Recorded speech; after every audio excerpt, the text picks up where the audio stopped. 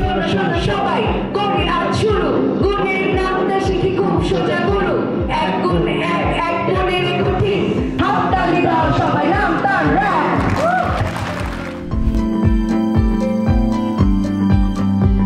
যারা শেয়ার করবো একটা প্রক্রিয়া শেয়ার করবো আমার কি মনে হয় কিভাবে এআইকে ব্যবহার করে আমি আমার শিক্ষণ প্রক্রিয়াকে সহজে আকর্ষণীয় করতে পারি।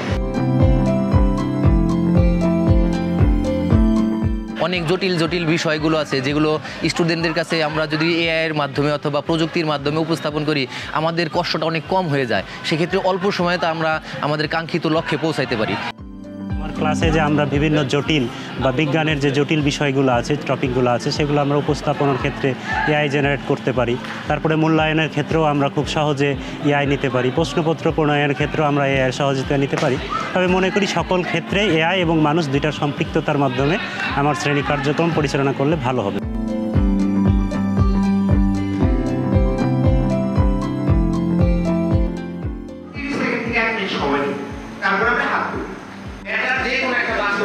অনলাইন শপিং এর ক্ষেত্রে ব্যবহার করি, আমরা এটিএম বুথে যেটা ব্যবহার করি। এআই এর কাজ যেটাই হোক না কেন সেটা কার তত্ত্বাবধানে হবে? মানুষের তত্ত্বাবধানে হবে।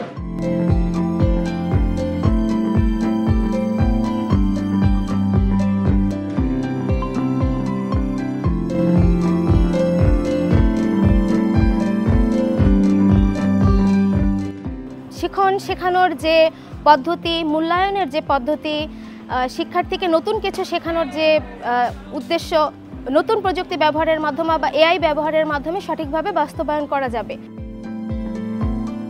যে কোনো জিনিসই তুমি ব্যবহার করো ভালো, সেটাকে মিসইউজ যেন না হয়।